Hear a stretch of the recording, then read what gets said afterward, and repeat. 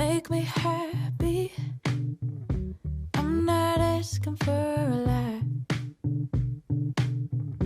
I'm just trying to set these boundaries, but you keep running after me when all I need is sorry. Truth is, I keep questioning the right thing, retracing every word I say. I cut the line, but now I feel so lonely. Was that too harsh? Was it all in my head? You still got my energy, and it's taking all of me not to bathe you in honey, honey. Whoa, honey, honey, honey, yeah. Honey, honey, honey. Not used to feeling safe, I'm comfortable in our chaos. I'm used to doubting a love that feels stable. I've been reaching for you, but you've been missing. And when you show up at my door, I know it's 'cause you need something. You still got my energy, and it's taking all of me not to bathe you in honey, honey. Wait, honey, honey, honey, yeah. Honey, honey, honey. Or I'm caught in between, and I've tried everything. Don't wanna stay, but I can't leave.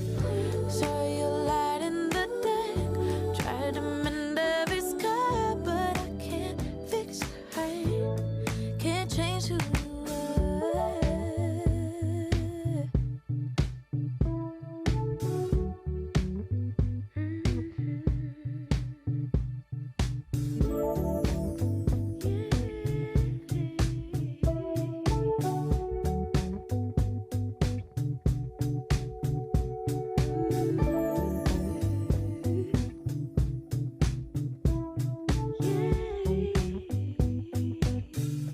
It's taking all of me. Who not to bathe you in? Who not to bathe you in? Who not to bathe you in?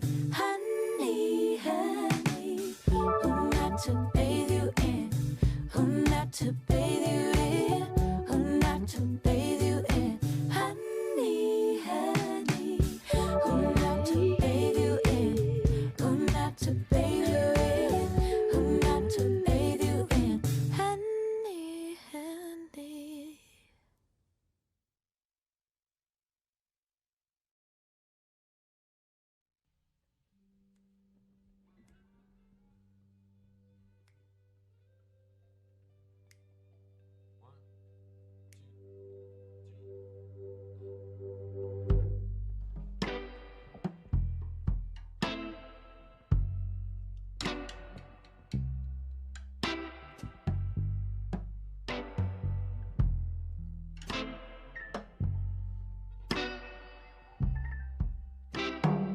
I can't tell where you begin and I end, and I end.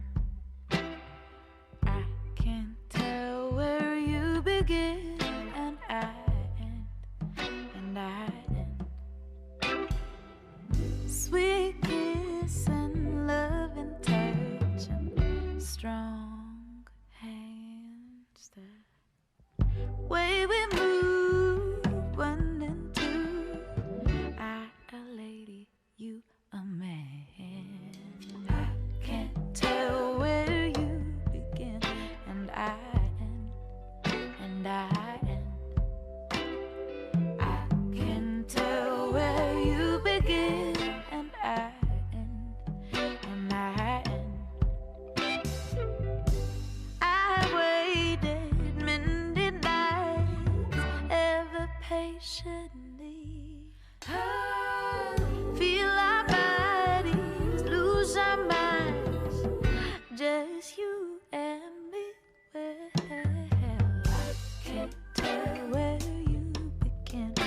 and I end, and I end. I can tell where you begin, and I end, and I end. In this moment, all this moment, I could stay forever here. Don't you see it? Don't you notice that the things you do to me make me crazy? I can't tell where you begin, and I end. I can tell where you begin, and I end. In this moment, all this moment, I could stay forever here. Don't you see it? Don't you notice that the things you do to me make me crazy?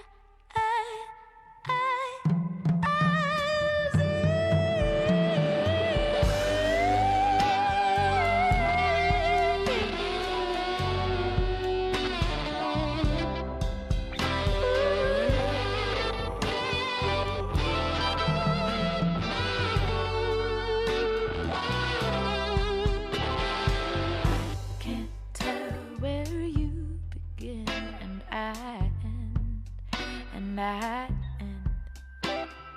I can't tell where you begin, and I end, and I end.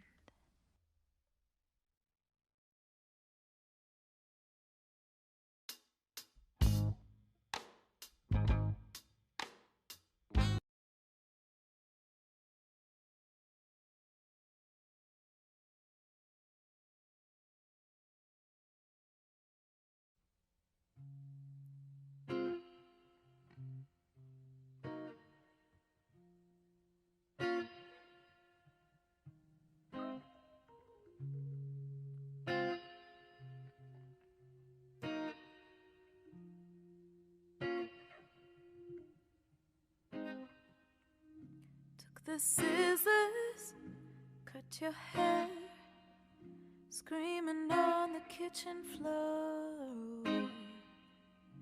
In the closet, I stayed hiding there, trying so hard to ignore the noise.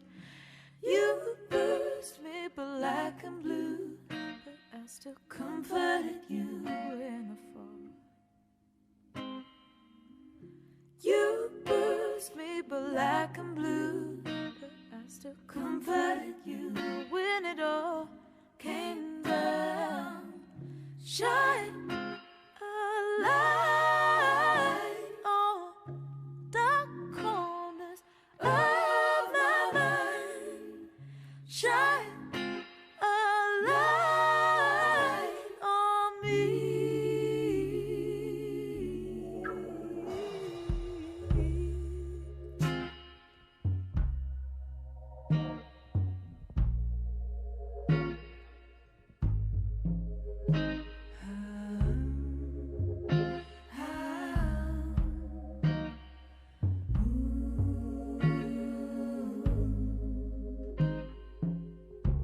I was building my resistance slowly as I backed away. You came running full force at me, begging me to stay. You bruised me black and blue, but I still comforted you in the fall. You bruised me black and blue, but I still comforted you when it all came down. You bruised me black and blue, but I still comforted you in the fall. Welcome to the 12th annual It's Not Me, It's You, Stories from the Dark Side of Dating, a benefit for Planned Parenthood Advocates of Oregon. My name is Keisha Jarrett, and I'm the Managing Director of Artist Repertory Theater right here in Portland, Oregon. First, I would like to acknowledge that I am on the unceded traditional lands of the Atfalati, Cowlitz, Tualatin, Kayapuya, and the Confederated Tribes of Grand Ronde. Since we are joining from all parts of the state and country, if you would like to research on which land you reside, you can download the app Native Land, which can take your GPS coordinates and tell you which tribes made their homes on the very land on which you live. Many of you know the work of Planned Parenthood as a great health provider, but you may not be as familiar with Planned Parenthood Advocates of Oregon. PPAO is the political arm of the organization, working to ensure that Oregon maintains its status as a leading state for reproductive freedom. Tonight, the money that we raise will go to support the efforts of Planned Parenthood Advocates of Oregon. So thank you so much for being here and for giving generously. You can also show your support by going to the link on your screen. That's tinyurl.com/PPAO raffle to purchase merchandise, including Bands Off My Body tote bags and Together We Fight for All pink beanies. We're also selling raffle tickets for 7 fabulous packages valued between $77 and $350. Raffle ticket sales will close at about halfway through tonight's program, and we will announce the winners at the end of the show. You don't have to be present to win, and we'll get in touch with each winner later this week. There are so many fine goodies up for grabs tonight, but let's take a look at the grand prize package.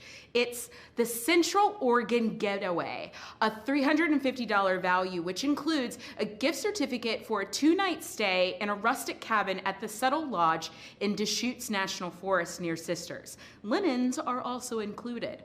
So once again, go to the link on your screen to support Planned Parenthood Advocates of Oregon by purchasing tote bags, beanies, and raffle tickets. And remember, those raffle tickets are only available for the next hour or so. With Valentine's Day right around the corner, tonight you're going to be hearing 100% true, real-life stories of lousy dates, failed romance, and doomed relationships.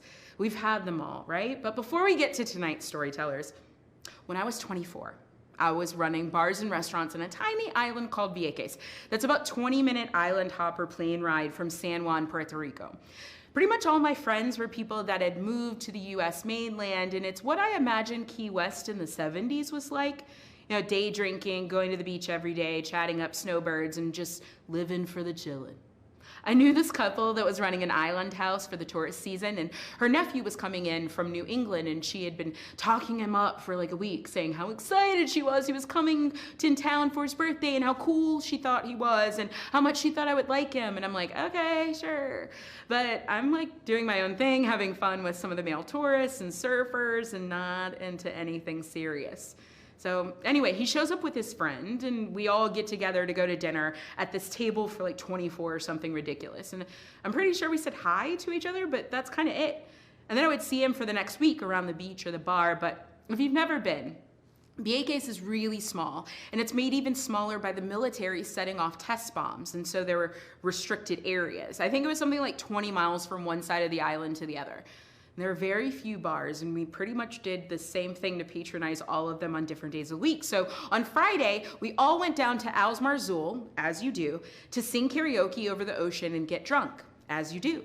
So I'm drinking Black Russians, which is just like a White Russian, just without the cream, so straight up liquor. And the nephew comes up to me and starts chatting me up, and I don't know, I'm into it. He's cute, and then we're here, happy birthday! And then there's rounds of shots placed in front of us because it's the nephew's birthday. So we drink, and I make the fabulous plan of asking if he wants to see the ocean from my apartment. I mean, never mind that he could literally just walk 5 feet outside the bar where we were standing and be on the ocean. I had this great apartment that was on top of the restaurant I managed that had an outdoor shower, and all the doors could open up, and it felt like you were sleeping outside. And he and his friend said sure, and so we left the bar and we walked like the 5 minutes to mine. And when we're up there, his friend made this really pathetic try to have a threesome, and I was like, no, thank you. And then he fell asleep on the outdoor couch. Meanwhile, me and the nephew decided to try the outdoor shower together. And then we wind up in bed together. and have some fun. And the next day, the restaurant is closed, so I don't set my alarm. But when I wake, I snuggle up to him, and then I wake him up, and while we're lying in bed kissing, and I say, happy belated birthday. And he says, oh, today is my birthday. And I was like, oh, well, happy birthday then. How old are you? And he looks at me, and he says, I just turned 18. I mean, all I could think of was like, we did leave the bar after midnight, right? Let's get the storytelling started. Our first storyteller is a Portland actor, writer, sketch comic. You can find her much of the time performing at the wonderful Siren Theater. She's performed several times with Mortified, was a contributing HuffPost blogger, and while working from home since March, she's been dressing up as a different beloved 1980s film character every workday, documenting it on her Instagram, Lori Works From Home. Please welcome Lori Ferraro. It's pretty rare to say that your first true love is someone that you still love for and care for very deeply today.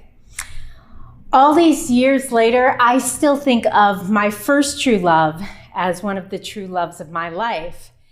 He's got a great personality, he's a good dresser, he can sing, he's a songwriter, a poet, a Renaissance man, a much older man. My love affair with Mick Jagger started when I was 10 years old. I was living in New York, and every Easter and every Thanksgiving, our family would make the trek up to Rochester, New York, to visit my grandparents and my two uncles, my Uncle Tom and my Uncle Bob. We always saw a lot more of Uncle Bob, or as my brother and I called him lovingly, UB, because he was still living at home with my grandparents. He was in his late teens or early 20s, and UB's room was like the coolest room you had ever seen. It had tiki gods, rock band posters, little coconut heads, and record albums. Lots and lots of record albums. I loved taking my time leafing through UB's record albums. Ones that stand out in my mind are Revolver by the Beatles, Candy-O by the Cars, Beauty and the Beat by the Go-Go's. I loved getting lost looking at all the liner notes and looking at the artwork. But the one band that really stood out was the Rolling Stones. He was a huge Rolling Stones fan. Albums that I still think of when I think of my Uncle Bob are Tattoo You. I loved getting lost in the outline of the album cover. Some Girls, the one that had the pull apart, where the different wigs would go on their heads, and Sticky Fingers, of course. I would daydream about Mick Jagger all the time. We grew up Catholic, so a lot of time in church was spent thinking about Mick Jagger. When the priest would come down the aisle, I would look back and see myself walking down the aisle as a bride going to meet him. And while I was in church, I would, of course, say a little prayer for him because I was in church, so why not? I send him a card every year on his birthday, July 26th, every year. At first, I had an address for a general fan club, but then a girl named Leanne gave me a secret address that supposedly went right to his flat. I have no idea where she got that, but it all felt very grown up, going to the post office myself and sending something airmail. Whoever got those letters and cards all those years in a row must have gotten a good laugh. But in March of 1983, I must have gotten some bad information somehow. Allow me to read from my Hello Kitty friendly diary, an entry, one of the many entries concerning Mick. Dear diary, today was one of the worst days of my life. They tried killing Mick Jagger. The dumb guardian angels of New York City did it, and I am so mad at them. I mean, just because you don't like someone, you don't kill them. Please don't let him get hurt, dear diary, because he's the greatest ever. Thanks, Lori. An attempted assassination of Mick Jagger, I write about in my next entry. I mean, poor young me. I remember being so stressed out about Mick. I remember my stomach being in knots, and I also remember getting my first pimple right around that time. When I started dating and trying to find my own Mick, I was never really smooth with the guys. I think of going back to junior high and high school, I must have let off a scent, like one of those pheromones or hormones that you would see in the back of magazines or on TV.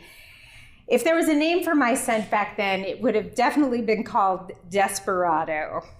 I kept endless journals in high school. I was still writing about Mick Jagger and obsessing about Mick Jagger and trying to find someone who was like Mick Jagger. I don't know how someone could ever live up to the standards I had set in my head. On almost every page of these diaries that I kept, I had to be in love with someone. Brian, John, Juan, Ralph, Hector, Raphael, Alberto, Juan. At the end of the day, I had to have someone whose name I could write in big bubbly letters and put a heart around it at the bottom of my diary entry. My first kiss was during a game of 5 minutes in the closet or 7 minutes in heaven or whatever you call that, where I was dared to kiss a very cute older boy named Davy. I had snuck into his house and knocked on his window with my girlfriend Tracy. I remember a few things about Davy. I remember he loved soccer. I remember he loved Led Zeppelin. And I remember his house always smelled like macaroni. When he leaned in to kiss me in the closet, and I remember the slats were in the closet where you could see the light coming through, and I remember it just feeling very wet and open and weird. And in my mind, I tried to imagine Mick Jagger's mouth coming at me. I also tried to imagine You Can't Always Get What You Want instead of Immigrant Song blaring from the stereo in Davy's macaroni-smelling bedroom. After that, I remember walking by Davy's house and he was shirtless mowing his lawn. And I said hello to him and he said, "What's your name again?" The same thing happened at the mall, and any other time that he happened to come by my house, he would ask, "What's your name again?" Which didn't feel great, coming from the boy who had given you your first real kiss. I dated a guy in high school who told me he had a very special Valentine's Day present for me. And there was all this buildup for this gift, the gift. And his parents would say, "Wait till you see the gift he's got for you." I kept thinking, what would it be? A ring or a necklace? He was one of those guys who had a full mustache in high school and lots of chest hair with gold jewelry coming out from it. He looked more like a Tampa businessman rather than someone who you went to high school with. His Valentine's gift to me ended up being a Chippendale-style dance for me, where he had tearaway pants with little red satin undies and a bow tie and a top hat. And he danced to "Oh Sheila" by Ready for the World in his bedroom for me. Again, I remember trying to replace that image with Mick Jagger doing like his Hang Fire or Start Me Up strut across a stage or something. I remember curling into myself as it ended and applauding and just thinking, how am I going to get out of here? After that, in my late teens and early 20s, for some reason, I thought it would be a good idea to go out and find myself a husband, like my happily ever after. And in retrospect, what a stupid idea that was. I don't know where that came from, that now was the time for me to settle down. This uncalled for desperation led to many a terrible date. I tried on different suitors for size, again, still trying to find my ideal guy, and it led to a lot of humiliating dates and bad breakups.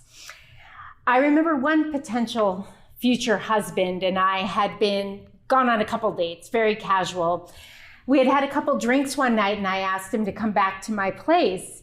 He came in with me and said he had to go and get something out of his truck. So I thought, I'll go freshen up in the bathroom. Well, when I got back, I sat on the couch a while, and then I thought what he must have needed out of his truck was to get the hell out of there, because he just left and I never saw or heard from him again. Another future husband was met at a bar where I was by myself drinking and looking. He wasn't my usual type. He had wild red hair and a goatee, kind of Portland earthy kind of guy. And we shared a beer and we started talking. And I thought, maybe this is my guy. When I learned that he was living currently out of his van, I thought, well, this is uncharted territory, something different. We went out for a few weeks and mostly met up at the bar for some beers. I started to think he was getting a little less interested when he would bring a friend over to my house. And he would ask, is it okay if we sit and watch a movie together? Would it be okay if my friend used your shower? I knew he wasn't into me anymore when he had a full-blown date at my own house. He made her dinner, and I went upstairs and listened to my Let It Bleed CD. They had a really nice evening. That was pretty awesome. Years later, I did end up finding my person, my other half. He may not be Mick Jagger, but he's pretty foxy and he makes me laugh every single day, which is something I don't know if Mick Jagger would have the ability to do. But I do still hold on to Mick as my first true love. Someone who has never wronged me, who has always been there for me, who when I hear him, I feel youthful and joyful and happy and good. And I thank God that he is safe today. And I still worry about him, and I worry about his health. And I have friends and family who ask me, what are you going to do when he dies? Like, have you set aside PTO? And I say, there's not enough bereavement time in the world to cover the pain that I'll feel when he is gone. When I do make it to church a couple times a year, I always say a prayer, of course, for my family and my friends. And I can't help but smile as I automatically throw in a little prayer for Mick. And keep your eyes peeled, Mick, for that birthday card, because come July, it's coming.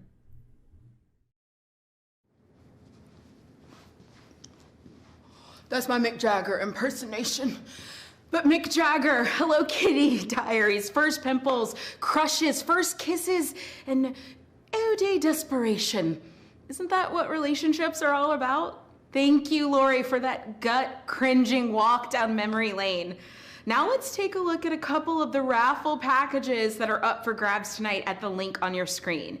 If you just joined us, we'll be closing raffle ticket sales about halfway through tonight's program, and we'll be drawing the winners at the end of the show. We have Mother Knows Best, and $100 plus value, which includes dinner for two at Mother's Bistro and Bar in Portland, a signed copy of Lisa Schroeder's acclaimed cookbook, Mother's Best, comfort food that takes you home again, as seen on the Today Show, a large unisex black Call Ya Mother t-shirt, a Mother's Bistro bar mug, and Oregon handcrafted spirits, and $100 value, which includes a 750 milliliter of Freeland Spirits gin from one of the world's only distilleries owned and operated by women, and a 750 milliliter of Freeland Spirits of bourbon. If you would like to leave that for me, you're welcome.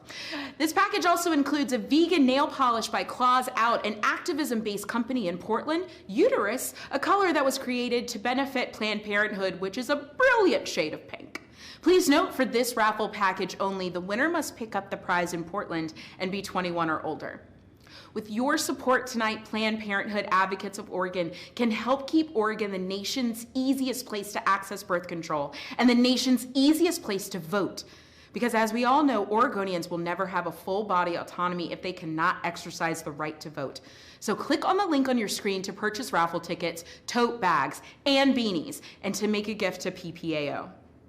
Our next performer is a story coach, a voiceover artist, and a model. She also serves as the executive producer of the Mystery Box Show, a sex-themed storytelling series that will be live streaming its next installment on Valentine's Day. Tickets are available at mysteryboxshow.com.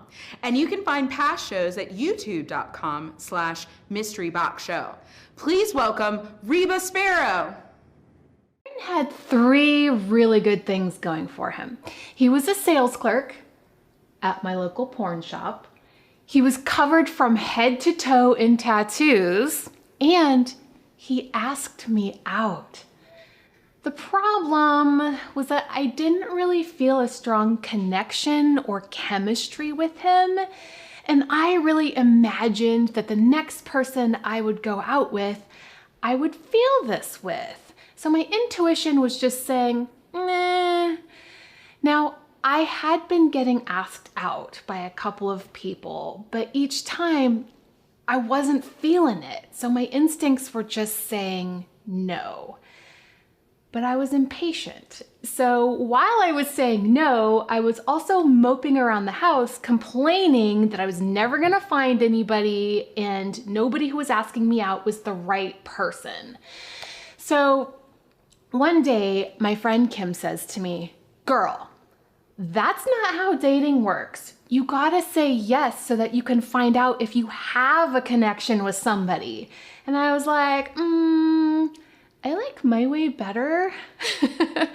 But I was impatient, and I felt bad that Kim thought I was being annoying, essentially. So I said yes to Aaron against my instincts. So we decide to meet at this swanky bar in downtown Portland on a Wednesday night at 9 p.m. Now this was very strategic because I knew that he had to be at work at midnight that night. So even if the date was a total flop, I'd only have to be there for like 2.5 or 3 hours max. So I get to the bar first to have a drink because I'm a little bit nervous.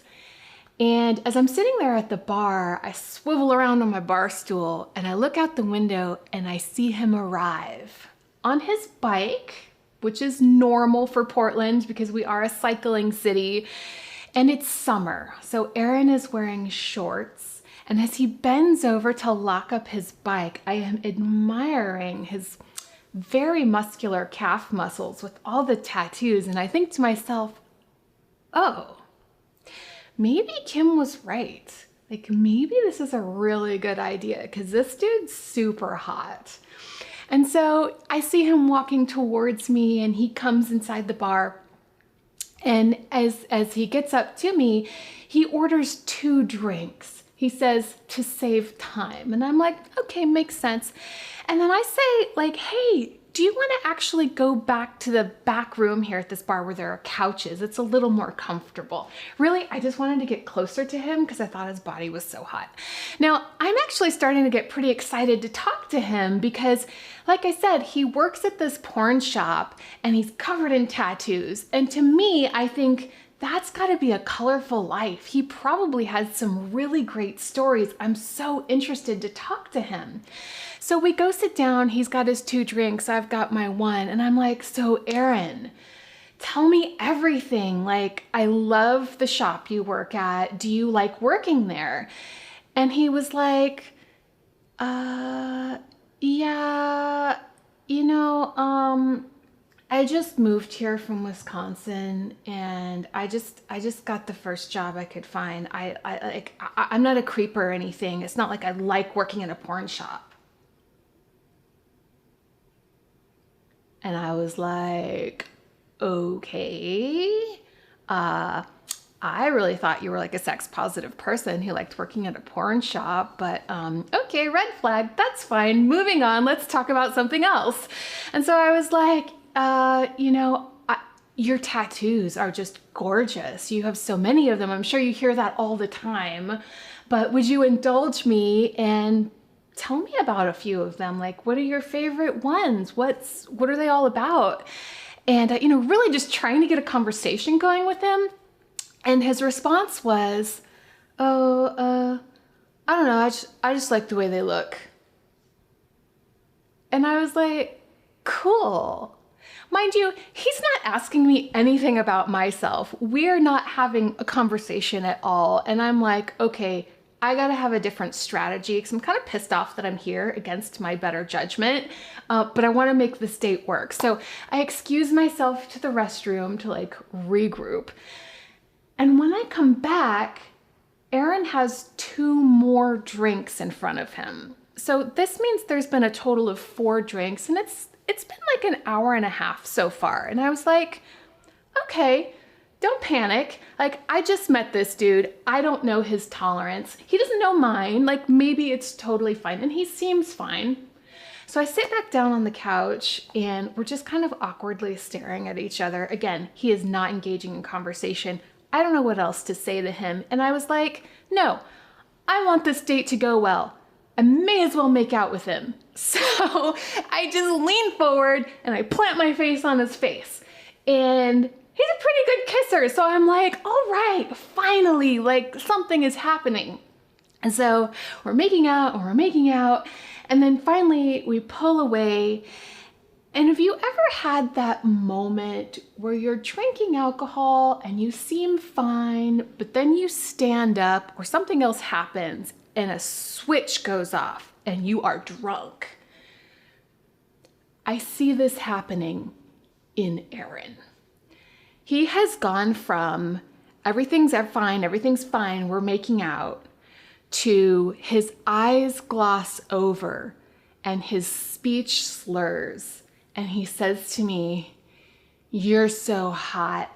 You have to go home with me now." And I was like, oh shit, this dude's drunk. Now, the reason that's a problem is because it's now like 11:30 and he has to be at work in less than half an hour.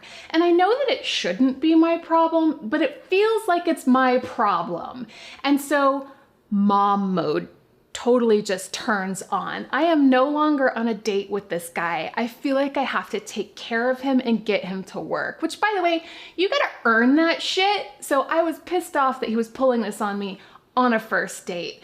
So I don't know what to do and I'm just full of anxiety. So I go to the bar, I tell him to sit down and stay there. And he's like, no, you gotta go home with me. Go home with me. And I was like, dude, I am not going home with you and you have to go to work.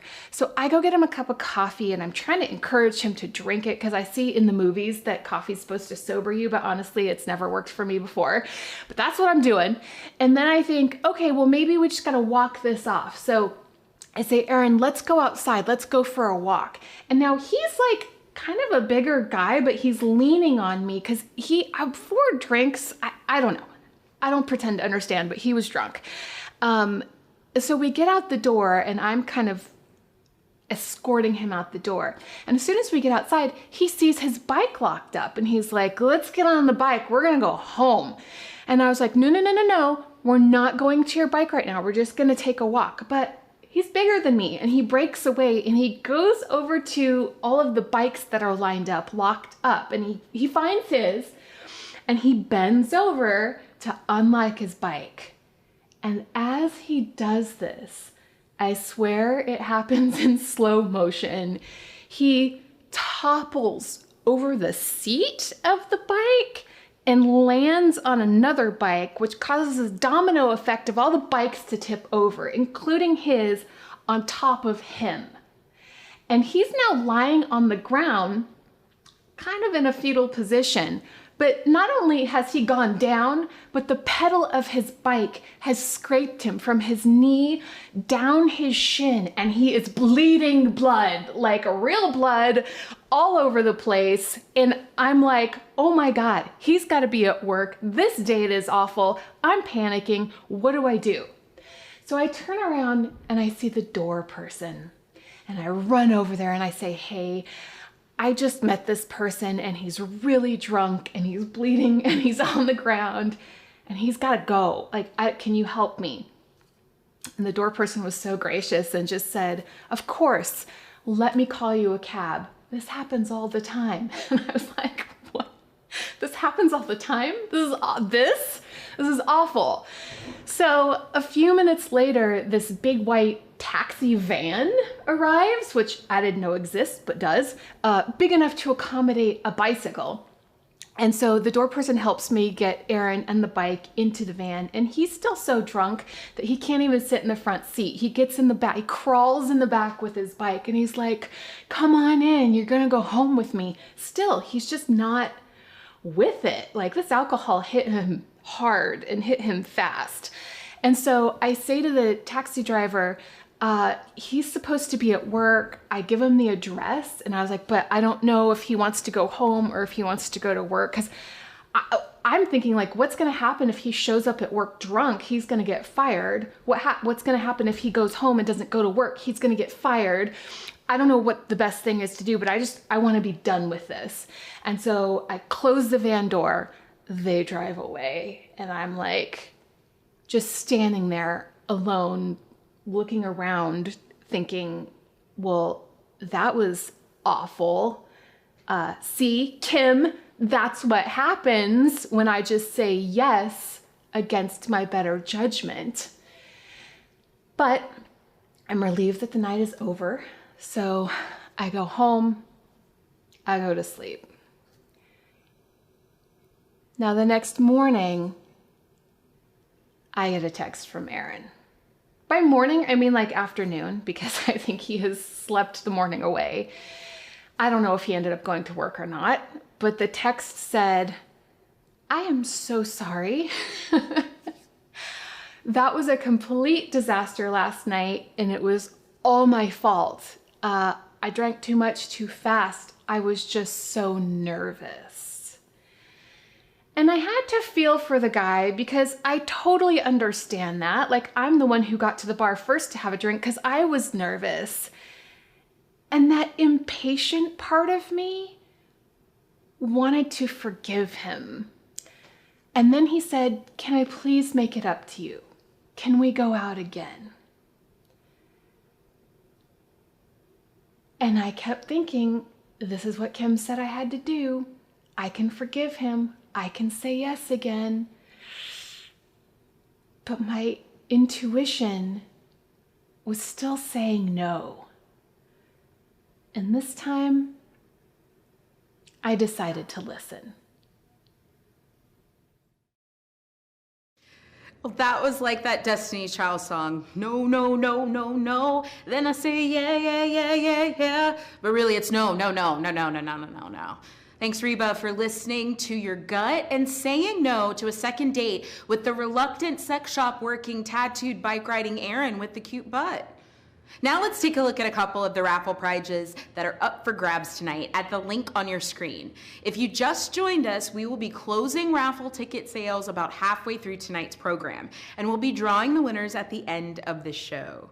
We have Portland Foodie Feast number 1, a $200 value, which includes a $100 gift certificate for Serrato, a $50 gift certificate for Porque No Taqueria, and a $50 gift certificate for Saint Cupcake and Poplandia Artisan Popcorn. We also have Portland Foodie Feast number 2, a $150 value, which includes an $100 gift certificate for Crisp Salads, a $50 gift certificate for Porque No Taqueria, and a gift certificate for What's the Scoop. With your support tonight, Planned Parenthood Advocates of Oregon can continue building the next generation of leaders through their fellowship program. Previous fellows have used the skills they learned at PPAO to work for political campaigns and well-respected progressive nonprofit organizations across the state and nation. So click on the link on your screen to purchase raffle tickets, tote bags, and beanies, and to make a gift to PPAO. The power of story has influenced our next performer's life from a very young age. You can catch him telling his own stories or playing on stages, at least before the pandemic, with his improv trio, Broke Gravy. Please welcome Chris Williams. About 6 years ago, I was coming off of a long break from relationships and dating. I needed some time to myself, so I took it. But the summer was coming up and I was feeling recharged and refreshed. The school district that I work for is filled with beautiful, intelligent, interesting women, but I have a rule that I will not date people that I work with. The school year was coming to an end and I had become friendly with a teacher at one of the schools that I was assigned to. She had a great sense of humor and I thought she was very attractive. We would always find our way towards each other during the lunch break and make fun of other teachers and kids. During the last week of school, she told me that she would not be returning to that school the next year because she got a new job at a different site on the other side of town. This meant that although we would still be working for the same school district, we wouldn't be technically coworkers, which also meant that I wouldn't be breaking any of my rules by asking her out for drinks. I hoped that the attraction was a mutual feeling, but I wasn't sure, so I kept waiting, and then the last day of school was there, and I missed out because I was off campus, and I missed her leaving. And we had never exchanged phone numbers, so I found myself trying to figure out what to do. We weren't Facebook friends. I didn't want to ask around for her phone number because that felt creepy, so I ended up sending her an email through work, and I just hoped that she would read it before scattering, like most teachers tend to do in the summer. I felt like I was running out of time, and because it was a work email, I couldn't ask her out on a date. I racked my brain about what to write, and then I settled on this. Hey, I just found a pen that I borrowed from you and never returned. If you need a pen over the summer, you can reach me at, and then I gave her my personal phone number. And I got a call from her a couple days later.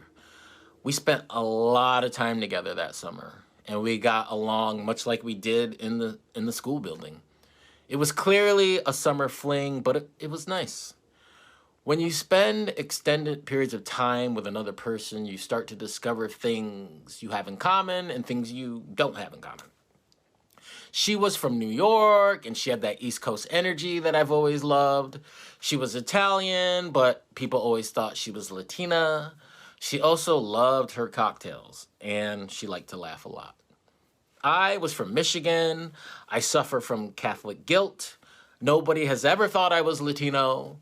I'm not a big drinker, but I also love to laugh a lot. We like to take evening walks together, and one night, a month into our romance, she started talking about her love of fish. And it took me about 10 long seconds to realize she was talking about the band and not the food. She was going to some gathering for fish heads the following week, and judging by how animated she was becoming, I gathered fish was super important to her. So I told her that I had never actually listened to a fish song, and she grew quiet. She then asked me if I was joking, and I was like, nah. And she started heading back to her place, and I followed. We walked into her house, and she got on her computer and started playing a song. It was not good. But I sat there quietly, and I listened, and I listened, and I listened until I just couldn't take it anymore. And I asked her, how long is this song? I had no idea that fish songs can apparently last for like several months. She had some bootleg cut that was downloaded on her computer, and she saw the frustration on my face, and I saw the disappointment on hers. The next day, she called me up and said we need to talk. We met up, and she explained to me how important fish was to her, and how much they changed her life, and how much the fish community means to her. I listened, and then she said to me that she felt like I would never be able to appreciate fish on the level she required, so this wasn't going to work anymore. I laughed out loud because I thought she was joking, but she didn't laugh. She was stone-faced, and I asked her if we were breaking up because of fish, and she asked me if I could see myself at a fish concert. I took a moment, and I answered honestly, hell no. She gave me a hug, and she departed. I stood there stunned. A few days later, I had to return a few things that she had left in my car, so I stopped by her house, and we were pleasant to each other. We checked in with each other, and there was definitely no hard feelings there. And the physical attraction I felt like it was still there. When I started to leave, she handed me a CD and said, listen and give me a call sometime. I took the CD, and I left her house. As I was walking back to my car, I looked at the CD and it said Fish 1988. I took a deep breath and I thought about all the fun I had with this woman over the summer. I thought about those evening walks. I thought about her laugh. And then I looked down at that CD again and I thought about that long-ass, horrible song that I still don't know the name of. I thought about how listening to that song had stolen precious moments of my life, and I thought about that song, and then I took the CD and I threw it in the trash bin that was next to my car. I got in, I turned on the radio, and I drove home. Thank you. I laughed for like 10 minutes to Chris's face, saying, listening to that long-ass horrible song. Thanks, Chris, for being real and saying the thing that needs to be said. Jam bands are the worst. Or the best. Now let's take a look at a couple of the raffle packages that are up for grabs tonight at the link on your screen. If you just joined us, we will be closing raffle ticket sales after the next storytellers, and we'll be drawing the winners at the end of the show. We have sex toys and signed books, an $123 value, which includes a $50 online-only gift certificate for Shebop, a signed copy of Eden Dawn's The Portland Book of Dates, Adventures, Escapes, and Secret Spots, a signed copy of Claire Rudy Foster's Shine of the Ever, a signed copy of Lenny Zumas's Red Clocks, and a signed copy of Valerie Plame Wilson's Fair Game, How a Top CIA Agent Was Betrayed by Her Own Government. And then we have Planned Parenthood Ultimate Swag Bag, a $77 value, which includes a Planned Parenthood t-shirt, a Planned Parenthood mug, a Choice metal water bottle, a Together We Fight for All pink beanie, and a Bands Off My Body canvas tote bag. This package also includes a signed copy of Lenny Zumas's Red Clocks. With your support tonight, Planned Parenthood Advocates of Oregon can help make sure that abortion, family planning, and gender-affirming care will remain essential services during the COVID-19 pandemic. Because we all know that your sexual and reproductive health care can't wait. So click on the link on your screen to purchase raffle tickets, tote bags, and beanies, and to make a gift to PPAO. Our next storyteller is a Portland comic who has found the most humor in her own shortcomings. She believes that connection comes from vulnerability, humor, and telling everyone about Stevie Wonder. Please welcome Julia Ramos.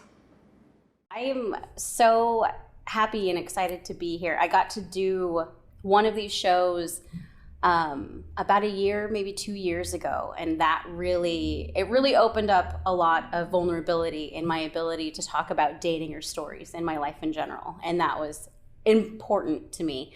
And then when I got asked to do this one, I was so flattered that anyone thought that I had multiple stories to talk about with dating. So it took me a little bit to kind of go through my dating life and experience and see if there was anything worth talking about again, which for me, it actually brought me back to almost middle school. In middle school, I was a part of STARS, which I don't know if it was a regional thing or if it went all over the place, but it was called STARS. It was right after DARE, and it was Students Today Aren't Ready for Sex. And it was an abstinence-based program, which was perfect because as a sixth grader, I was not ready for sex. I took it all to heart though, and I think that part of me as a young, innocent sixth grader really liked the idea of abstinence overall because it was easy, I think is really what it was. It was easy, right? If you don't do anything, then you don't have to worry about anything. And I liked that enough that I took the class the next year to teach STARS even the year after to students. So they really got me with that one. And then that was kind of something that I took as a belief system into high school even. When I was in high school, I joined a church that my friends were a part of. And I remember it was really me trying to find some kind of structure and some kind of like belief system, right? Growing up in like the 90s and the 80s and whatnot, like my parents' reasons for things were because I said so. And I didn't really like that, and I knew that I was looking for something else. And so when I got into high school, I was like, well, I feel like this church might give me a reason.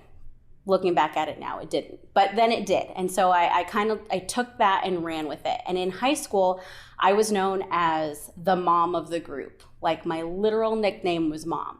And I really think that's because I always had napkins in my purse, something I carry to this day. I just feel like you always need to be prepared. And because I was so involved in this youth group, I had made the decision between STARS and this newfound group that I was going to wait until I was married to have my first kiss. I was like, easy, right? No expectations, no dating. I don't have to worry about anything. And that worked out well for the most part, because someone who has that kind of goal in mind is really popular amongst the parents. And I was very popular with all of my friends' parents, trusted by all of the parents in the land. Easy. And I got kind of known as the person in the group that as long as Julia went on the date with you, then you could go on the date. And I took that as a compliment. Like, I really accepted that, and I made sure that I was there and making sure that everybody was doing what they were supposed to be doing.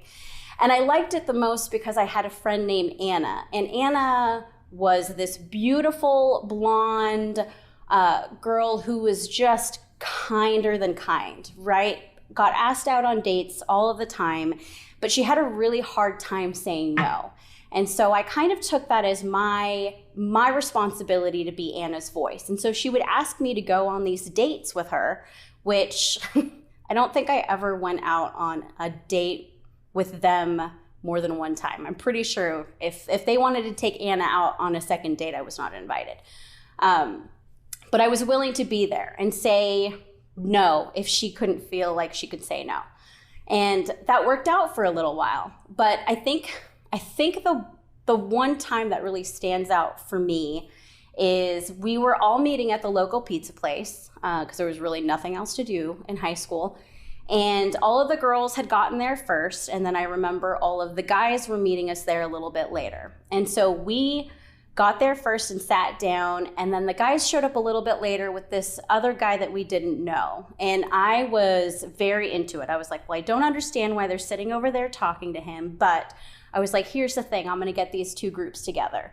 And even for someone as young and innocent as I was around that time, I was very into Law and Order.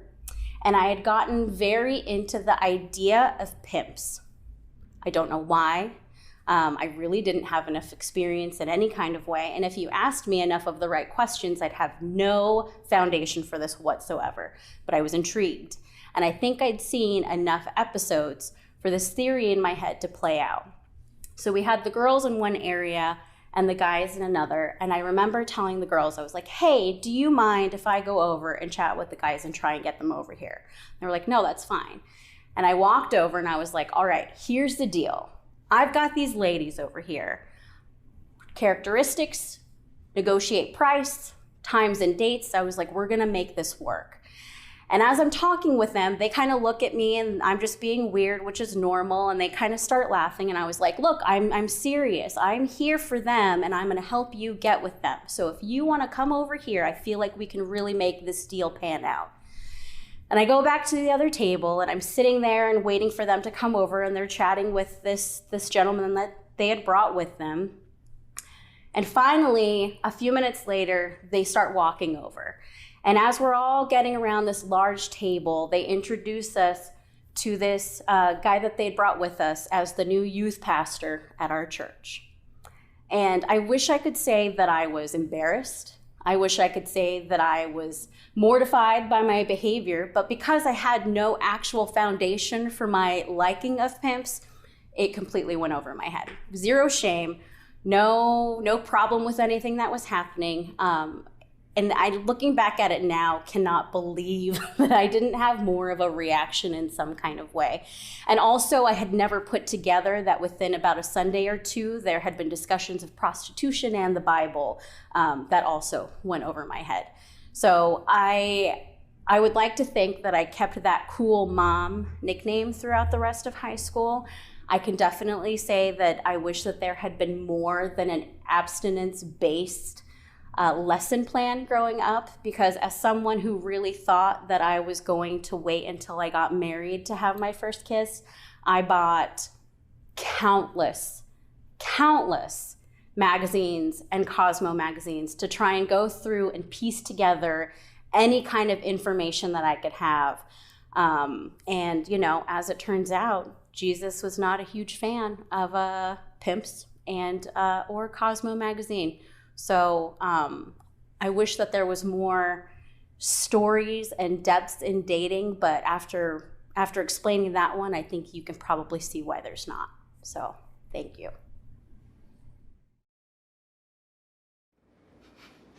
Waiting to have a first kiss until married. Whew! I definitely couldn't have done that. In my BSC, or Babysitters Club, says I was boy crazy Stacy as a preteen. Thank you, Julia, for being that teenage pimp I wish I had. Raffle ticket sales are now closed. Thank you to everyone who purchased tickets. We will be announcing the winners at the end of the show tonight. You can still click on the link of your screen to purchase tote bags and beanies and to make a gift to Planned Parenthood Advocates of Oregon.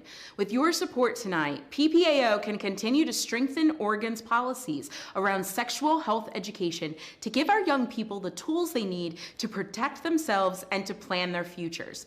Shockingly, Oregon remains one of only 17 states that require sex ed to be medically accurate.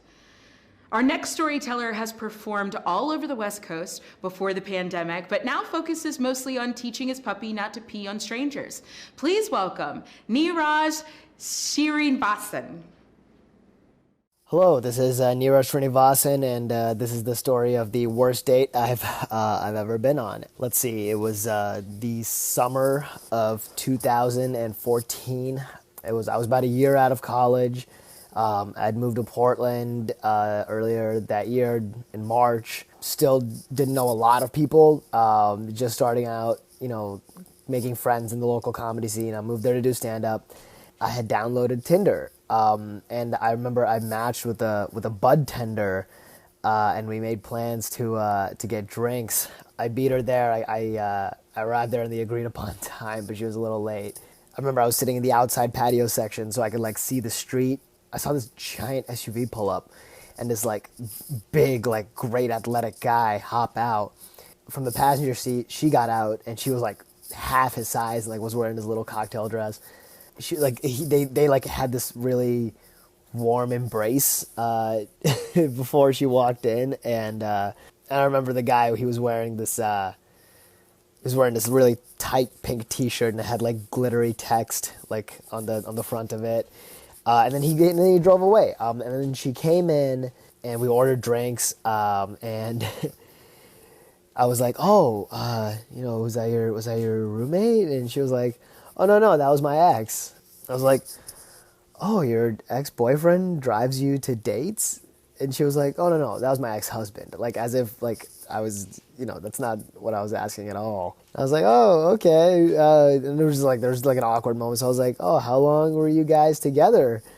And she was like, "Oh, well, technically 6 months, but we were still seeing each other when I was with my first husband." And I was like, "Oh my gosh, 2 marriages? I still hadn't even had one girlfriend yet. I was just this, this green little kid." I remember we had drinks, and then she had marijuana. She was like, "Oh, do you want to go smoke?" And she had a joint. And yeah, we went to the back of the bar and we lit up. And I just remember getting really anxious, really nervous about who this person was. But at the same time, I thought she was attractive. I don't know. I didn't want to end things right in that moment just because, I don't know, I was having a good time. We were just kind of chatting about something and I was like, "Oh, if you don't mind me asking, why did you and your ex break up?" She was like, "Oh, which one?" And I was like, "Let's say the most recent one." And she was like, "Oh, well, we had a mutual drug problem, and we were not great about being in recovery. I was also webcamming, which he didn't like. And now I'm freaking out." And in that moment, she's like, "Hey, this has been nice and, hanging out with you and all, but, if you want, I have more weed back at my place if you want to go smoke." So she's inviting me back to her place. And I was like, "All right, let's do it." We got in my car. We drove out to the west end of town.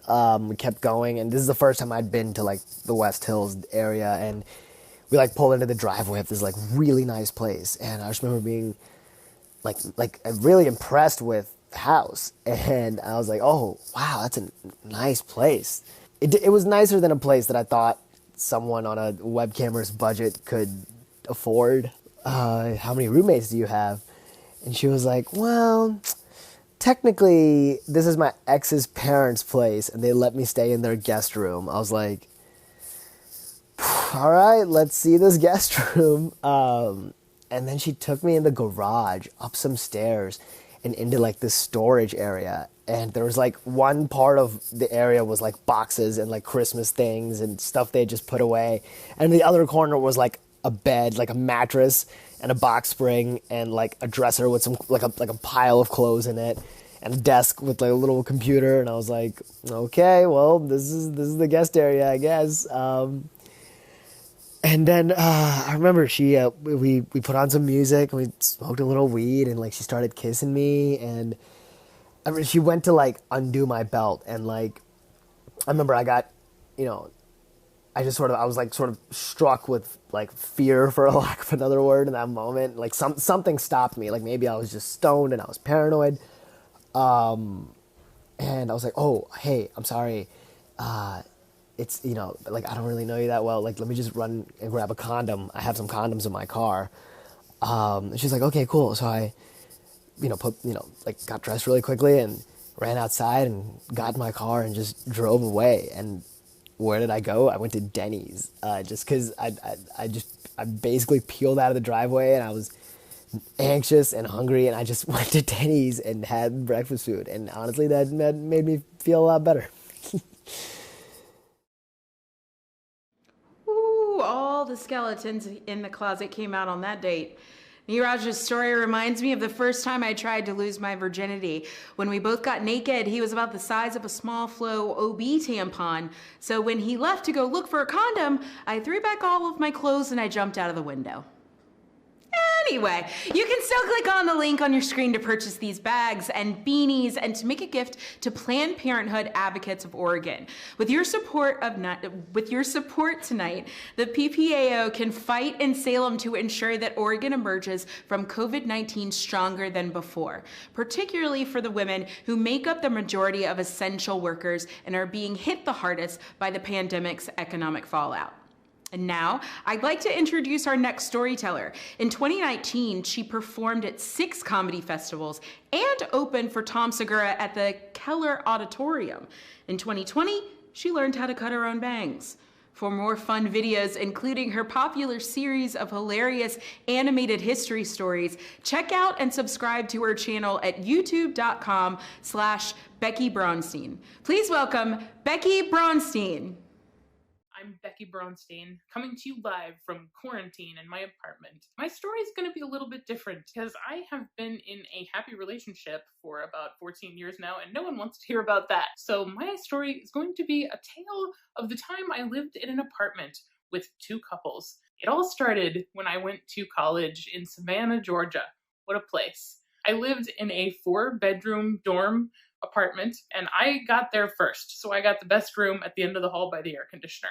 Then my best friend, Rachel, who grew up in Eagle River, Alaska with me, moved down to Georgia to go to school with me. So we were living together in our little apartment, and that was very nice. And then we had 2 extra bedrooms, but only one other person living in there. Her name was Tammy. She was 29 years old. So to us, she was just the oldest person we had ever met. And she kept to herself. She was pretty quiet. We didn't hear a lot from her. And then on her birthday, we found her in the bushes screaming at the sky like, I'm gonna be 30, I'm never gonna get married, have kids,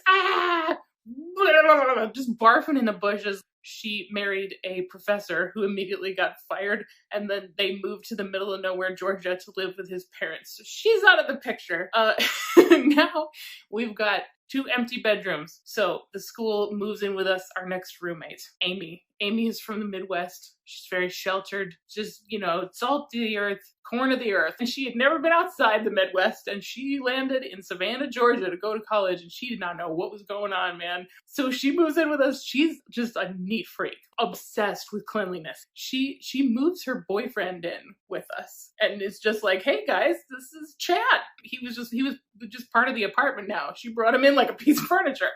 So Amy and Chad used to eat hamburger helper for like every meal. Like, I changed names so like they're not gonna you can't sue somebody for saying you ate hamburger helper, but like all they ate was hamburger helper. They'd make a lot of it, and then they'd only eat like a little bit of it, know, and they put it away in a Tupperware, and they would like stack these hamburger helper leftover Tupperwares in the fridge. And then like at night, I would like just go in there and I would eat that hamburger helper, man. Like I was eating their leftovers. Like, I'm sorry, Amy, Chad, if you're watching this, I ate your hamburger helper. I'm sure Chad got in trouble. I was like the hamburglar, you know, I was the hamburglar helper. I did it. It was delicious. Sorry. So Amy was always coming at Chad. They would like bicker and fight all the time. You know, just those little like, she would just be like, Chad. We always hear her saying Chad. And that was his real name actually, because like I couldn't change it. I'm sorry. Like I still hear in my head, Chad, Chad, Chad. And like my best friend Rachel, we're still best friends actually. We'll call each other up to this day and be like, Chad. So they were always fighting, and she was always yelling at him, you gotta pick up your laundry, Chad. We're gonna get roaches. You can't put towels on the floor, Chad. We're gonna get roaches. She'd freak out on him over everything. It was great. And then so we have one extra bedroom. So in comes our next roommate, Jackie. Jackie, very different from Amy, not from the Midwest. Jackie grew up in Atlanta. She was in her element. We were like very different people. She found us fascinating. Like she had never been out of Georgia before, you know, and here was like two people from Alaska and like, you know, Amy and Chad. Like she just laugh at us all the time. She was just cackling like every minute she was there. So Jackie, she does not care about the cleanliness rule whatsoever. She's a bad influence on Chad. She was leaving out pots and pans and just dishes and clothes everywhere. And Amy was just going around. But like she wouldn't confront Jackie because I think she was afraid of her. I'm a pretty tolerant roommate. I don't care what people do. You know what I mean? If you're a little bit of a mess, like I'm fine with that. But at one point, Jackie said, "Hey guys, I got some fish in the fridge for dinner if you want." And I opened up the fridge, and in the refrigerator was a plate with a fish on it, like a fish. This was not like some fish. This was a fish. Like it looked like she had snatched it out of the koi pond at the Mongolian barbecue. And I was just like, there's a fish on a plate in the refrigerator. And like Jackie comes out of her room and she's like, what? And I was like, there's an animal in our refrigerator. And she was just laughing at me like it was the funniest goddamn thing she ever saw. She was like, Becky, you can't handle fish. I can't have something looking back at me when I look in the fridge. And, you know, Amy, like, she lost it. She's like, this is unsanitary. This is a health hazard. Chad, she's yelling at Chad like she's taking it out on him. So Jackie says, if Amy can have Chad living with us, I'm going to move my boyfriend Rakeem in. He's coming down from Atlanta and he's bringing us a TV. Because at that point, we didn't have a television in the apartment, which was a disaster because morning, noon, and night, all that was going on in there was Chad, those two fighting. And then Rachel, my best friend, she was a music major and she was singing like opera and she just practiced like every day. So it was just always like, you know, early in the morning, all day long. So of course she was single. So I'm in my room hiding. I'm just hearing Chad, and then whoa, like it was a madhouse. So the next night, I get up in the middle of the night and I head out to the kitchen to get some hamburger helper. And I get to the kitchen, and in the kitchen is a naked man, a stranger naked man, just in the kitchen, looking in the fridge. He was illuminated by the light of the refrigerator. And he turned to me and said, why you ain't got nothing to eat in this goddamn house? And I was like, excuse me, sir, because first of all, we have plenty of hamburger helpers. Second of all, you know what? If I was a nude stranger in somebody's house, I would be on my best behavior. That was Rakeem, by the way. That was how I met him. Nice guy, you know, he just got out of prison. But, you know, hey, like we all make mistakes. He was an okay guy. So the next day, everybody fully clothed. Rakeem gets the TV all set up. Chad is on his hands and knees behind the TV stand trying to plug it in. Amy's yelling at him, Chad, plug it in. Chad, you got the wrong cord. So they plug in the TV and they fire it up. Out from the TV poured what I can only describe as an army of cockroaches. It was like a Trojan roach horse had just exploded it was like Indiana Jones and the roaches. The apartment filled with this roach army. They just went skittering all over the apartment. So Amy is having an absolute meltdown. So this becomes like the point of contention, man. Like the dam has burst. They're all blaming each other. They're fighting with each other. Nobody's addressing the roach problem. we get a note on the door that they're spraying for roaches because like there's been reports in the building, and I'm just thinking like it's us. We never did get the roaches out of the apartment. So I'm hiding even more in my room at this point. They're fighting with each other. It's crazy. So postscript, I thought I wanted to look these people up and like see what has become of them if I could find them. Amy and Chad broke up like right away. They didn't last. They went their separate ways. She went back to the Midwest. He's gone. Probably like never eaten Hamburger Helper again. And then I went and looked up, and guess what? Jackie and Rakeem celebrating their 15th wedding anniversary. The moral of the story is, a roach in hand is worth $200,000 in a TV. I don't know. Thank you guys so much for supporting Planned Parenthood. I'm so happy to be a part of this show to support their great work. Keep donating. We got to keep supporting because now that we finally got some momentum in this country, we got to keep fighting to keep the good work going. So keep donating, and I love you, Planned Parenthood. DED, Becky, the Hamburglar Helper. I just can't. Thank you, Becky, for that gem of a story. When I was a senior in high school, I went to go stay with my friend who was in college for a weekend, and we went to this party, and I had no idea who anybody else was, and I ended up talking to this one boy all night. And then when we ended up back at home in the dorm, and we're eating, late night Gumby's pizza, and she just kept sobbing uncontrollably while shoving pizza into her mouth, and also having Abbas take a chance on me running on repeat over and over again. So I pulled my friend aside and I was like, what's wrong with her? What's happening? She goes, oh, she's just upset that you were talking to the boy that she has a crush on. And then I tune back into what she's doing, and she's just crying, saying like, why can't he love me? And then it's just Abbas, take a chance, take a chance, take a chance, take a chance. And I was like, his name is Happy. That boy is gay. So, let's play a game. What is your favorite breakup song? You can put that in the chat now, and I'll start reading out some of our favorite answers after we come back. You can still click on the link on your screen to purchase tote bags and beanies and to make a gift to Planned Parenthood Advocates of Oregon. With your support tonight, PPAO can contribute to organize their award-winning leadership and advocacy teams, which are active in 6 counties across the state. These grassroots volunteer leaders form the backbone of PPAO's work. In last year's election, they devoted hours of their time sending postcards to Oregon voters about how to protect their rights at the ballot box. Our next performer is a transgender parent and storyteller who runs Collaborate Consulting, a boutique firm that creates customized training solutions for individuals, organizations, and communities interested in social justice. He has trained hundreds of learners on racial justice and LGBTQ inclusion, has delivered dozens of keynotes at conferences and convenings, and is releasing his first book in June. Please welcome Tristan Reese. The year is 2004, and it is the best year of my entire life. I am living my dream in performing arts school on the Central California coast. I literally get to spend all day learning like Shakespeare and doing movement classes, and then at night, I get to perform in professional musicals. Annie with an exclamation point. Oliver, also with an exclamation point. Nothing groundbreaking, but still, it is really fun.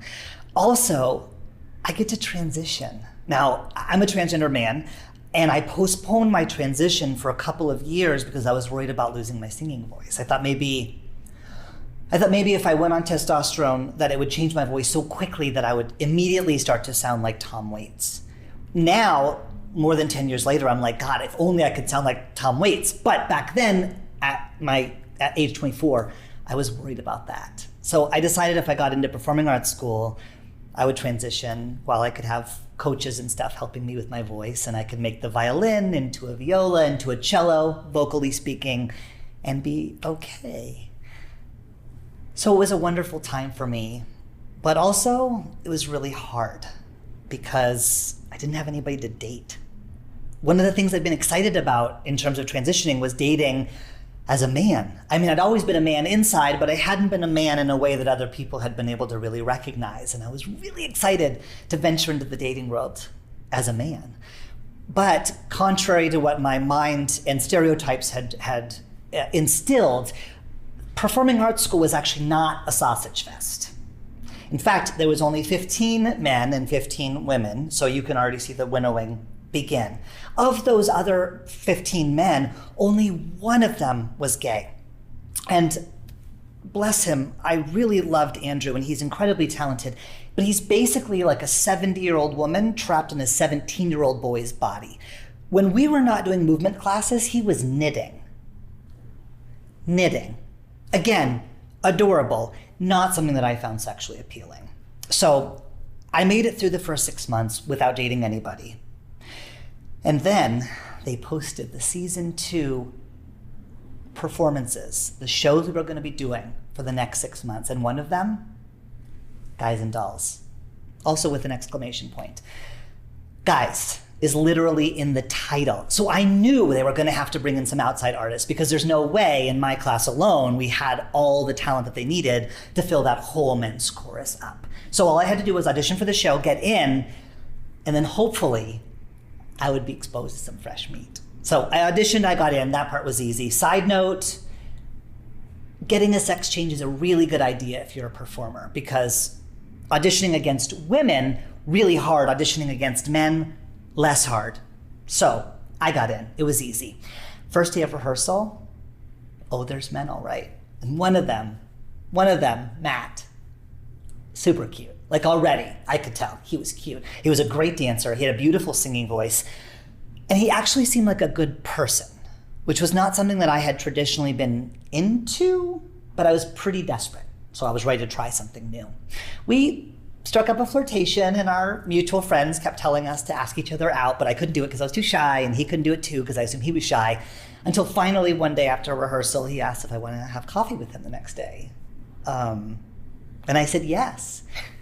And then I freaked out because I was really nervous. I started rehearsing in my head like all my funny stories about myself that are like self-effacing, but also really humble brags, you know? And I couldn't sleep all night because I was rehearsing. And then the next day, all the way through our actual rehearsal, I was practicing in my head, what am I gonna say? What am I gonna wear? I get in my car to go to the coffee shop, and I realize there's a whole other level of freak out under that normal level of freak out, as I realize I have to tell him that I'm transgender. Okay, I've never had to come out to anybody as transgender in this way before. Before, I just had to tell people, I know I may look like a girl to you, I'm not, I'm a boy on the inside.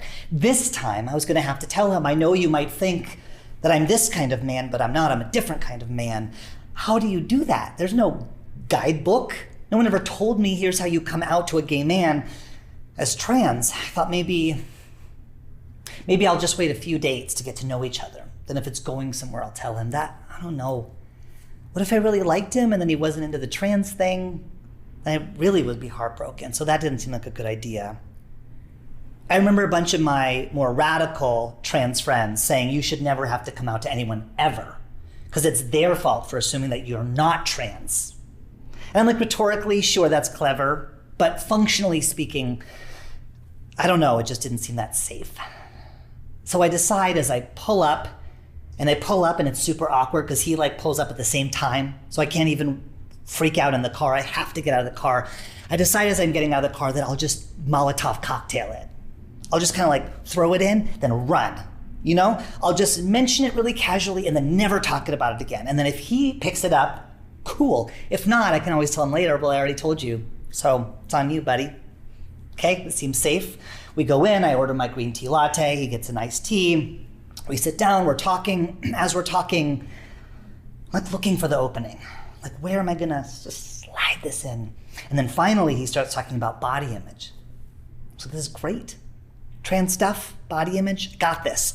So I say, oh yeah, you know, I'm transgender, and so I have a kind of a complicated relationship with my body too. And he picks it up and keeps rolling. He's like, yeah, you know, for shorter guys, as a professional dancer, it's really hard to get gigs. And we just keep rolling, right? Like it never happened. I'm like, this is great, but it doesn't feel good. It feels like I've tricked him somehow. So I realize I do have to go back to it and just put it out there and make him understand that I'm not embarrassed or ashamed, I'm just awkward. So when there's a lull in the conversation, God, I must have been really bad at talking to, because this is all, I'm like having a whole other conversation in my head while trying to talk to him, but there's a lull.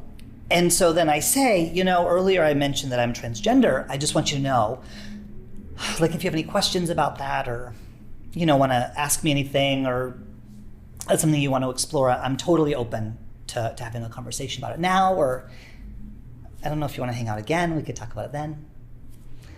And he just laughs. And he says, oh, yeah, I already knew.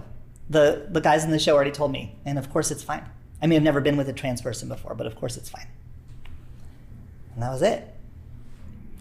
And I get super mad at myself for wasting all that time and energy trying to figure out how am I going to tell him when he already knew.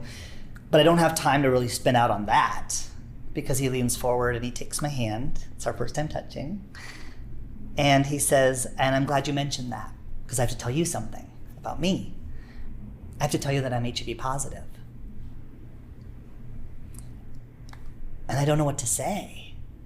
I recognize the expression on his face, because it's probably the same expression that I had on my face like 30 seconds earlier, that mix of hope and fear, of wanting, but being afraid. And it's like in that moment between the two of us lies all the rejection I've ever experienced, all those men on dating apps who told me that I was disgusting, they didn't want to have anything to do with me, that I was broken. And I imagine that all of the rejection he'd ever experienced was there too. People who hadn't wanted to be with him because his body too was different than how they might have imagined. Their intimate connection may be different than what they had fantasized about. And I realized as I had been driving to coffee, practicing in my head, how am I going to tell him that there's something different about my body? He had been doing the same thing. He had been driving to coffee, rehearsing, how am I going to tell him that there's something different about my body? We had both had those experiences in different ways, of course, but similar too. And I knew in that moment that even though I had questions, some of which I assume might be offensive or inappropriate, even though this was brand new to me in my dating life at least, I knew I had to give him the same gift he had given me. And so I laughed. And I said, of course, that's fine. I've never been with someone who's HIV positive, but of course it's fine. And that bubble of anxiety between the two of us popped. And we were able to just be two people having coffee on the Central California coast of California by the ocean. We had another couple of dates, but there wasn't really a spark. Turns out we were really meant to be family and not lovers. But I'll never forget, and I'll never be ungrateful for that moment. I'll always remember what it was like to put myself out there with all of my fear and shame and anxiety, with all this worry that he would see me as others had seen me, which is broken. I'll always remember what it was like to have him meet me on that cliff and to share something personal and tender about himself as well. That gift of feeling seen, that gift of being open to being loved, I had never felt that before. And I hope for everyone who has felt broken, ashamed, like there's something wrong or different about your body, that you find someone too who can meet you on that cliff, who can laugh and tell you, of course, it's fine. Annie, Oliver, Guys and Dolls. That's my Broadway stage voice. College dating and all its awkwardness fantasy. Thanks, Tristan, for that really touching story of mirrored experiences and pushing through the fear/nerves. So these were some of your song submissions. We have the breakup song by Jude, Everybody Hurts by REM, Space Cowboy by Casey Musgraves, Since You've Been Gone, Kelly Clarkson, Everybody Plays the Fool, and Aaron Neville, and Total Eclipse of the Heart by Bonnie Tyler, which is suggested by our next storyteller. I'll get to that in just one second. It's now time, you can still click on the link on your screen to purchase tote bags and beanies and to make a gift to Planned Parenthood Advocates of Oregon. With your support tonight, the PPAO can keep fighting to improve access to high-quality care and information through telehealth appointments, in which a patient connects with a provider in a different location using technology. Because healthcare is a human right, no matter where you live. Our final storyteller is the former executive director of Planned Parenthood Advocates of Oregon and Basic Rights Oregon, who performed at the very first edition of It's Not Me, It's You, way back in 2010. Now she supports social justice organizations that are changing the world. You can learn more about her at rowiethorpe.com. Please welcome Rowie Thorpe. This is a story about a date that got set up while I was playing poker in the back of an old warehouse many years ago. It was a blind date arranged by two other players, both women, a couple whose last names I still don't know. Both last names and women are rare in the world of underground poker, and truthfully, I really didn't know these women at all. Somehow at the time, it just seemed perfectly fine. But that might be because I had been single for 2 years and was long overdue for something good to happen in the romance department. So when they asked if I was single and said they had the perfect person for me, I actually turned down an invitation to a friend's birthday party, which was an extravagant affair on the Oregon coast, to go on this date. I told myself that despite all the unknowns, it was a good decision because in poker terminology, I was opening up my game by playing a wider range of hands.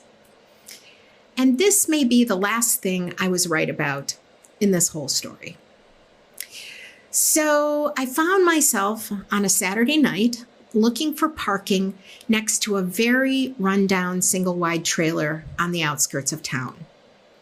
In retrospect, maybe this should have given me pause because I grew up in a series of trailers a lot like this one, and I'd done everything I could to move towards something more stable. It reminded me why I was so eager to leave. But I was there, so I picked up the pie I had brought. And this is significant because while the rest of you might have stayed away based on any of several things I've just mentioned, for me, the real deal breaker ought to have been that the fix-up was happening at a potluck. I hate the lesbian potluck tradition. I mean, you're having people over. Is it too much to just serve some damn food? But I ignored that and had brought with me the most gorgeous peach pie, still warm with a crumbly topping and fresh juicy peaches, which seemed like the perfect representation of my current succulent state of being. I arrive on the doorstep, as cute as I can make myself, holding the pie, and knock on the front door. I'm ready to meet this mystery woman, and in spite of some trepidation, I'm pretty excited. The door opens, the poker players pull me inside, the pie gets whisked away, and then a clipboard is shoved into my hands. You need to sign in. What?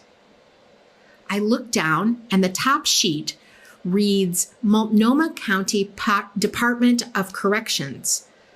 I get it. It's a funny icebreaker. Okay, I'm good at this. Do I have to use my real name? I'm already doing a mental riffle of appropriate criminal alter egos. But my host gets stern. Of course, it has to be complete and accurate. I'm confused, but I fill it out, and feeling somewhat naked without my pie, which was some weird combo of security blanket and dowry, I scan my surroundings. The furniture is all overstuffed. Even the carpet looks puffy. Collectible figurines cover every surface. I hate clutter. I focus on figuring out which one of the 10 or 12 people is my date, but everyone seems to be a couple. And then I spot her heading my way. She's tall and slim. She's got short gray hair. But what she doesn't have is teeth, front teeth, on either the top or the bottom. No teeth. I smile, not to show off or anything. We talk for a few minutes, but the conversation goes nowhere. Maybe because all I can think is, oh my God, no teeth. And right then, there's a loud, awful sound, like a gigantic amplified fax machine, and everyone stops talking. They're staring at my date. After a paralyzing long moment, she spins around and without a word runs into the corner of the living room, where she falls to her knees in front of a large black plastic box with lots of cords coming out of it. In most living rooms, this would be the stereo system, but not here. She leans forward and recites a series of words and numbers into the box.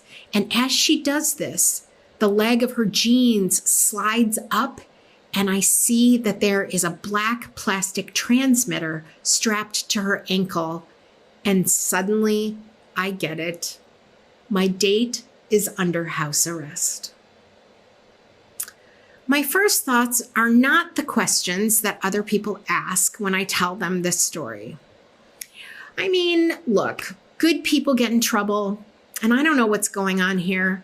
I'm not trying to figure out what her crime was, or why it was my poker buddy's trailer she was confined to, or even what the hell happened to her teeth. I'm thinking, why did the poker ladies not warn me about this? Was this not worth mentioning? And then, why did someone think that she was right for me? Is there something about me that reads as though I'm the one thing missing from this scenario? Back at the scene in front of me, she's on her knees. Everyone's watching as she begins to respond to a series of voice prompts that seem to be some sort of breathalyzer test. The only one I remember is Ohio, Ohio, Ohio, because I'm from Ohio. And wow, finally, something in common. It seems like she's down on the floor forever, saying the words and waiting for the prompts. And I'm trying to use my best poker face and not look anyone in the eye, and at the same time scan the room for the pie amidst all the plastic containers of hummus. I've got to get out of here, and I want to find that pie and take it with me. I'm planning to eat it with my hands on the way home. I can't see it, and I need a moment alone, so I back slowly into the hall and sidestep into a dark, narrow bathroom where I try to take some deep, calming breaths, but a Spring Meadow plug-in air freshener makes that impossible. So I just try to concentrate on what to do with the hand these bitches have dealt me. Suddenly, with a rush of hope, I remember the birthday party at the coast that I turned down and that my friends are there. And so I dig in my purse for my cell phone and I call them and whisper, "It's Rowie. Are you at the party? I could come right now." My friend says, "Oh, honey, I'm so sorry. It's too late. But we miss you and we're drinking champagne at the beach. And listen, there's live music." And then he holds his phone out and I can hear both the music and the ocean. And at this point, all that's left is to try to figure out a strategy to get the pie and get out. After considerable thought, I decide the best plan is to just walk out the door. I mean, it's not like she can follow me, right? And when I weigh the rudeness of not thanking my hosts with the rudeness of their failing to mention, well, anything, I feel okay. And so I just go up to her and say, "Okay then, it's been great meeting you. Bye now."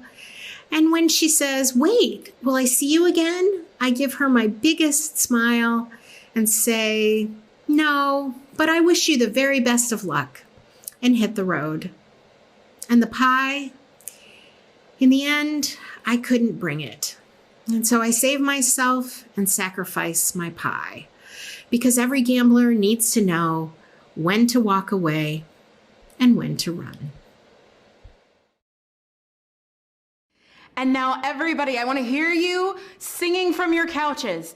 You never count your money when you're sitting at the table. There'll be time enough for counting when the dealing's done. I really want peach pie now. Thank you, Roe, for that gooey pie of story amazingness. So here's where we are with the raffle prizes. I have one prize, the big grandma of them all, to give to you right now. For everybody else, we truly tried to make this as random as possible. So the numbers and the names are going from computer to computer to computer to computer. So that's all that to say we don't have them yet. So what we'll do is we'll contact all the winners via email or phone later this week. But for the grand prize, the Central Oregon Getaway, the winner is Naomi Anger. So thank you so much for entering the raffle. That wraps up the 12th annual and first virtual edition of It's Not Me, It's You, Stories from the Dark Side of Dating. On behalf of Planned Parenthood Advocates of Oregon, thank you for your support tonight to keep Oregon a leading state for reproductive freedom. We'd especially like to thank tonight's fabulous storytellers, our generous sponsors, and our video production partners, Left Door Streaming. From everyone at Planned Parenthood Advocates of Oregon, we wish you a happy Valentine's Day. Have a wonderful night, and thanks to my brother and his wife for tuning in.